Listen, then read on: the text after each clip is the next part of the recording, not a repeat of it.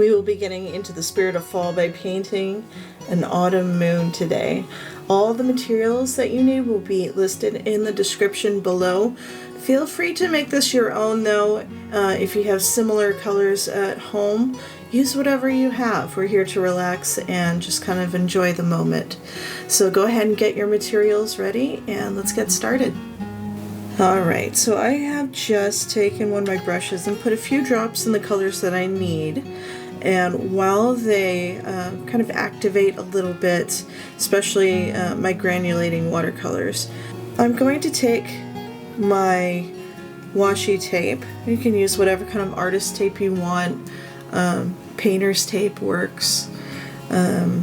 If you're worried about it lasting a while, use something that's acid-free.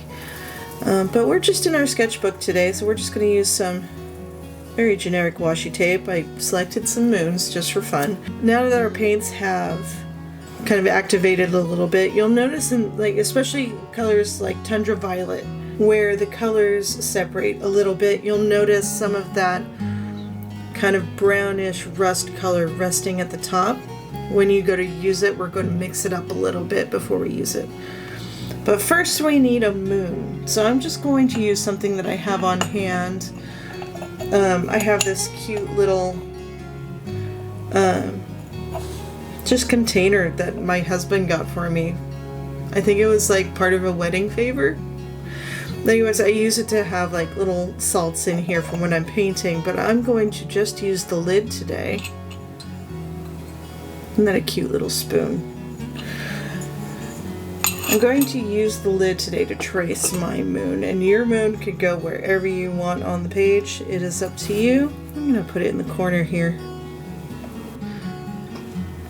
Keep your pencil straight, up and down, and then you'll have a better circle. It won't look as wonky if you keep your pencil nice and straight. Still might, this is not a perfect circle either, but you won't end up with those lines that kind of go under. If you reach under and have your pencil at an angle, you're going to end up with an uneven circle. Alright, and another thing that I like to do, if you ended up with a really dark circle, having an eraser on hand, especially a gummed eraser, to just make it a little lighter so that when you paint, you don't have that graphite circle showing through. So you just want just enough graphite that you can tell where the circle is. So now I'm going to take, these are my Princeton Aqua Elite brushes. Make sure it's clean. This is size 10. And I'm going to dip into my raw sienna.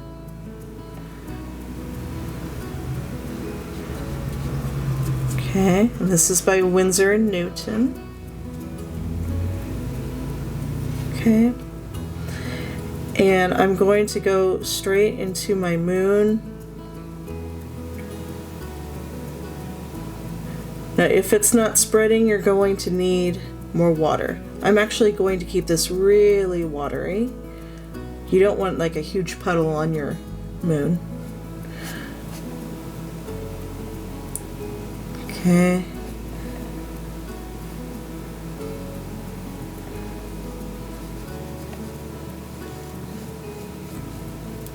And the other thing that we're going to do to give this a little bit of texture is I'm going to take some paper towel. I'm going to scrunch it up. Okay. I'm just going to dab it in places.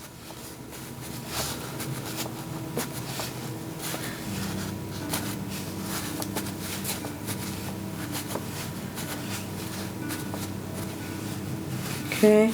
And you can take off as much or as little as you want.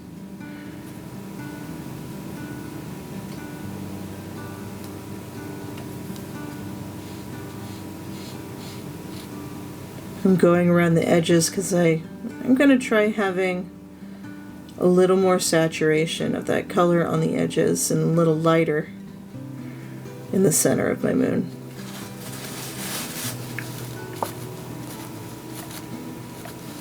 Okay. And while that's still wet, I'm going to go into my black, and you're going to take quite a bit of water in that brush, and you just want to graze the paint there. And if you do end up with something that you find too dark, you can always dab it with your paper towel and lift it back up. Let's create those shapes in the moon here. Now I am not looking at the actual moon. You could go like wanting to be really accurate and look up a photo of the moon and have things geographically accurate, I suppose. I'm not going to. I don't think anybody's going to check to see if my moon is completely accurate. Okay, that's all we're looking for right there.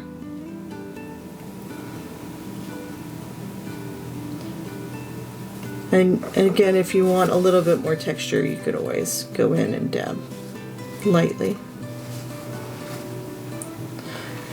And before we continue, actually we can go ahead with some clouds while that's drying. And I think before we continue with the rest of the painting, I'm going to take one of these binder clips. I'm just going to clip down this page so that when I add more water, we're going to use a lot of water today. The paper is going to buckle, and I don't want it to completely go crazy, because then your paint will go everywhere. So we're just going to keep that there. If you are using just paper on like a smooth surface like a table or an easel, you're going to want to tape your paper to that table or your easel using some painter's tape. And that'll hold down your paper. Okay, so I'm going to take my brush, make sure it's clean. I've got two containers here, one for cleaning and one for painting. I'm going to go into one of my favorite colors is Tundra Violet by Schminke. And since this is color separating, I'm going to mix it up and make sure I get a little of all of those pigments that are in there. Okay. And I think I'm going to have some diagonal clouds today. So I'm going to go in and lay a good amount of this paint down. It's pretty thick, but it's spreading. I've got enough water in there that it is spreading. And what I'm going to do is clean my brush, take a brush full of water, and just go right next to that edge. I'm going to create some soft edges. We're going to do that underneath as well. And you can do this a couple of times. And this is going to create those light, fluffy areas above your cloud.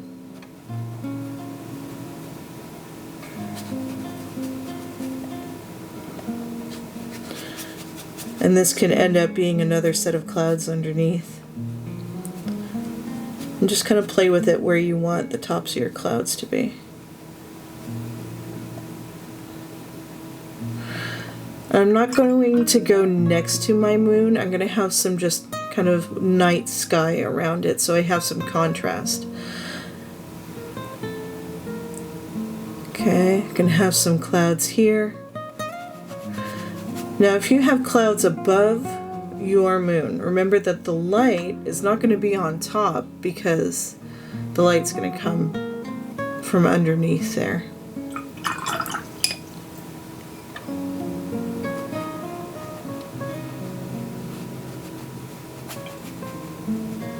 go. Nothing needs to be perfect or accurate.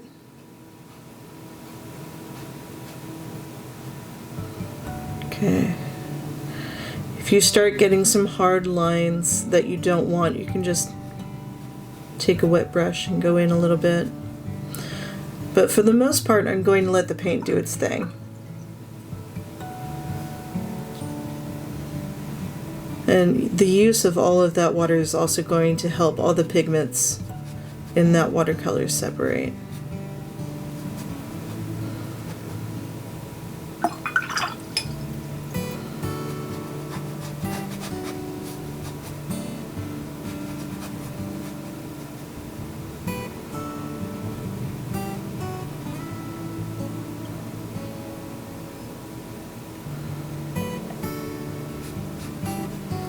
Maybe I have a set of clouds that's tucked behind this one.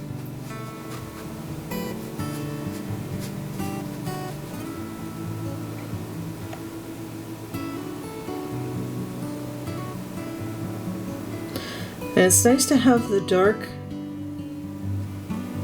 right up against the light of the cloud. It'll help it stand out a little bit more. You have higher contrast.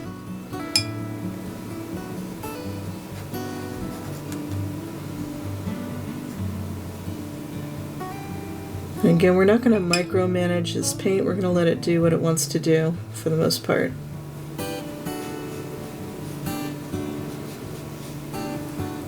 Alright. And here's where we're going to leave it alone for a while. If you end up with a section though, that is just like a huge puddle, like I have a little one right here, just take a little paper towel and just soak it up. I'm not going to press down because that'll put the texture in there. Just lightly dip in there and it'll pick up that extra water that you don't want there. Sometimes your paper will buckle a little bit and you'll end up with a little pool of paint. You can just dip it. Alright, so here's where you can use your hair dryer, you can use a heat gun, you can go do your laundry and just wait a little bit. It's up to you. But I'm going to pause here, dry it, and I'll see you back when it's dry. Alright, welcome back. Hope you enjoyed your break, or maybe you just used your hairdryer or something. Either way, my painting is nice and dry now. I can work on it again. I'm going to dip into my water and go back into Tundra Violet. Again, it's sat a little bit, so I'm going to mix it up again. Okay. And up where the shadow of one cloud meets the highlight of another, I'm going to go in and just in the center of that cloud make it a little darker. And do that for all of my clouds. Maybe you can separate one cloud to make it look like a couple of them. And I'm going to blend with some water.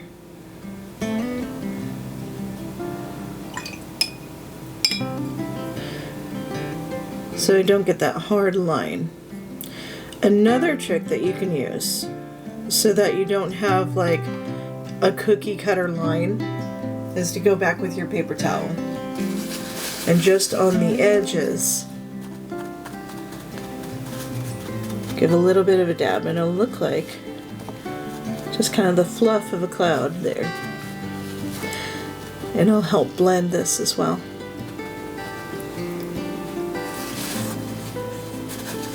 Kind of created another top of a cloud there, but that's okay.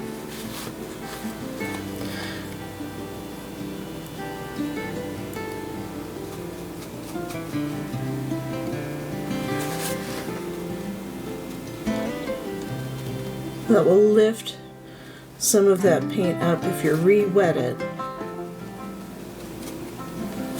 And then dab with the paper towel.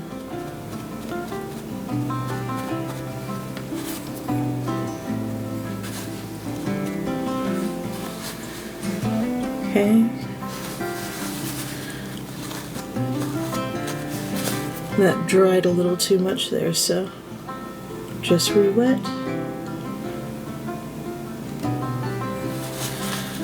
And I'm barely touching the paper.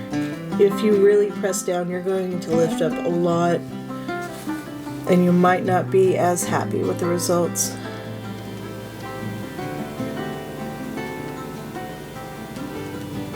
Okay. I think I'm going to split this one up just a little bit.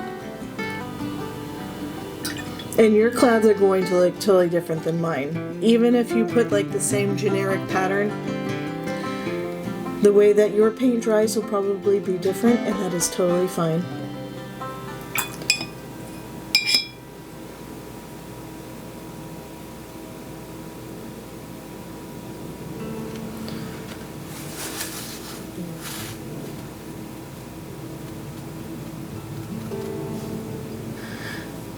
And I think up here I'm going to have some shadows too. Remember, it's going to be on the top now because the moon is underneath.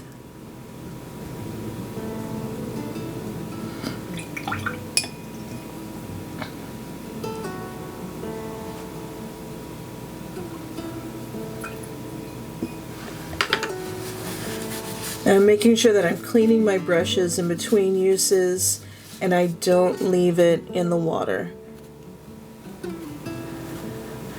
You want to take care of your brush. If you do leave it in the water, what it does is, there's glue in that brush that's keeping all the bristles in. It's going to soften that up. It's going to ruin the handle of your brush because it's sitting in water. And all of those nice lined up bristles in your brush, they're going to start falling out. So it's really important not to keep it in the water. This is separating out and being really interesting. Now, if you have a couple of really harsh lines that you can't quite get rid of, do not go back in and try to rework it over and over and over.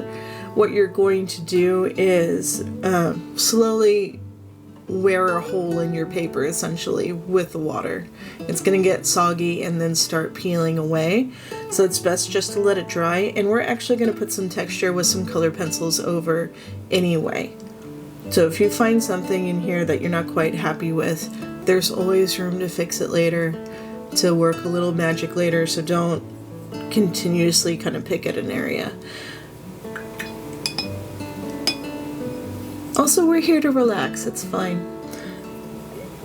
You could try this again. And if it worked out well and it was really fun, you could try it again and have your moon in a different place or try something different. Alright, so now what I'm going to do is get into our Payne's Gray. This is going to be for our night sky. Give it a little swirl.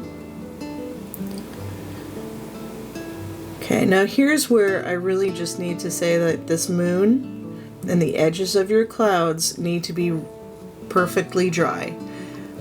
If they're not completely dry, once you put in your paint for your sky is going to bleed into your moon and into your clouds if it's not dry yet. So, but if it is, here we go. And go right up against the edge of that moon, and the contrast of the light of the paper shining through and the contrast between the yellow and the blue is going to help this moon look like it's glowing. So we have two types of contrast here. We have color contrast and value contrast. Value is how light or dark something is. And getting into art teacher mode. For those of you that didn't know, I'm also an art teacher for elementary students. Out of habit, I throw in vocabulary. But at least if you go to look at some other artist and they're talking about their work and you hear people talking about value, you'll know what they're talking about.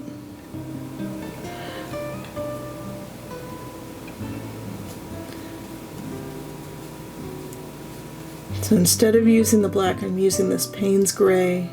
And the Payne's Gray will dry lighter than what you're putting down right now, so.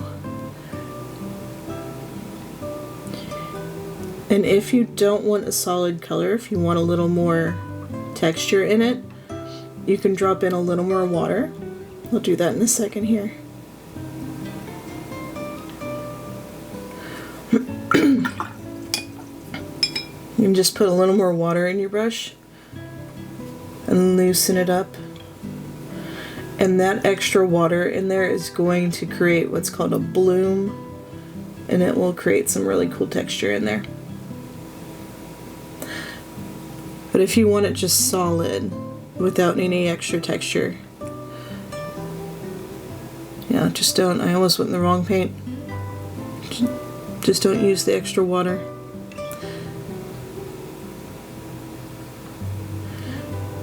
It's still watery enough that it spreads easily, by the way. If you notice that you still see the white of the paper and it's kind of skipping over the paper, just add a little more water.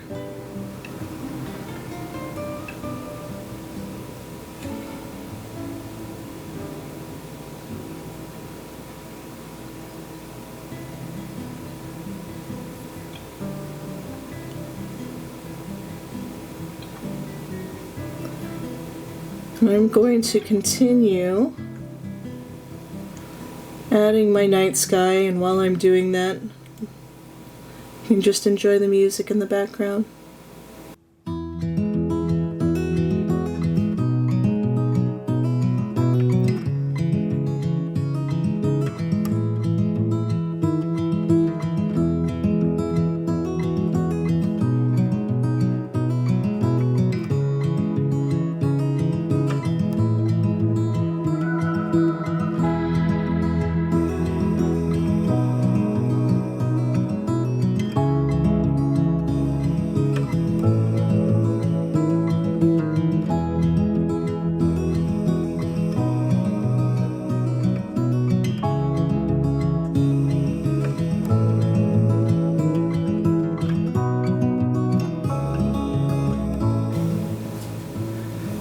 Alright, now I've finished painting my night sky. Down here where it didn't quite make sense, I used a little more of the Tundra Violet to just blend the two together, and my paper towel to create those fluffy tops of the clouds again. Now these hard edges that we have here, we're going to fix those once this is dry. Even like right here, it really doesn't need to be. Of course I fiddle with it anyways because I do that. But once it's totally dry, we'll go in with our color pencils. And then if you hear a bird behind me, that's Kiwi. Kiwi is my studio buddy in here, and she likes to talk to you too sometimes. We don't know what she says, but she sounds cheerful, so we're gonna go with it. So I'll see you back once this is dry. Alright, so now that your painting is completely dry, and I must stress that it is completely dry, we're going to put it in a little bit more texture with some color pencils. So if it at all is still damp, what you want to do is wait, because if you take a pencil and go over damp paper, it's just going to press down your paper. It might even tear up your paper, and it's not going to leave any marks from your pencil. So now that it's dry, I'm going to use my white. This is a Caran d'Ache Luminance pencil. This is an expensive pencil. You don't need to use pricey materials. I do recommend using something that has a softer pencil. I know Arteza has some soft color pencils. I know that if you have Crayola, those are really hard. Those probably won't work so well. Use a softer lead color pencil for this. Or you can just leave it as is if you want. So I'm going to take the flat edge of that pencil and just over the highlights, very gently create a little bit of wispiness on the edges of those clouds. And if I can still see like the edge there, you can go in and lightly blend it with the tip of your pencil if you want, because that ended up being a really crisp edge. Okay, so I'm going to go along all of the edges of the light side of my clouds and just create those highlights and textures. That way we don't have that just really hard edge right there, and it'll look a little more glowy. So I'm going to let you enjoy the music once more and finish up the edges of my clouds.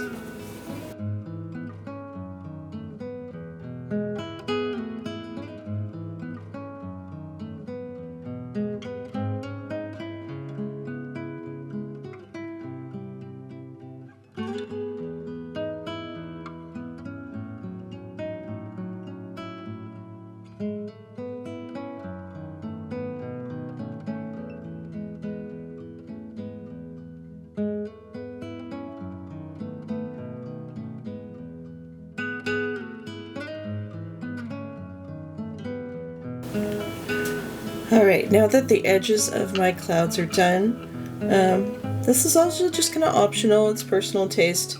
I have raw sienna and burnt ochre from Caran d'Ache, and I'm just going to use that down in the lower highlights of my clouds to just kind of give it that autumn moon feel.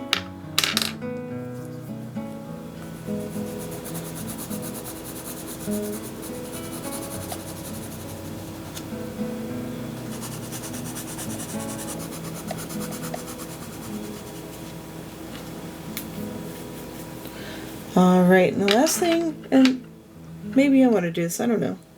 I'm going to take my white, I want to add a few stars.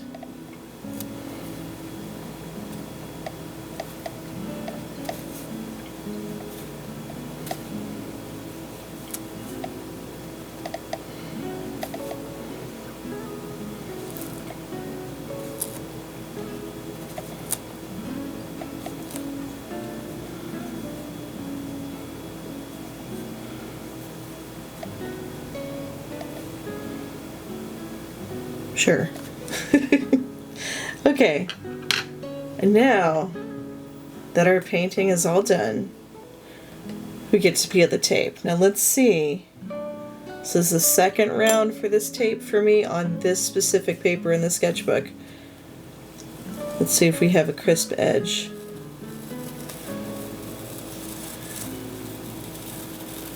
Looking good so far.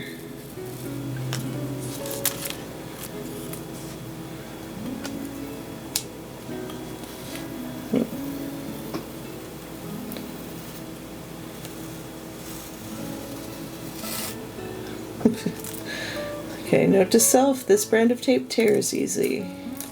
It's not damaging my paper, which is good. Don't know what that is. It's probably dried paint.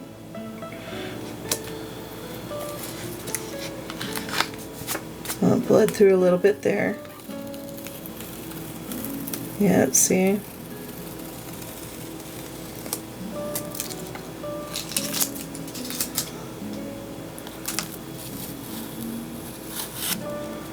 Here we go. And last one.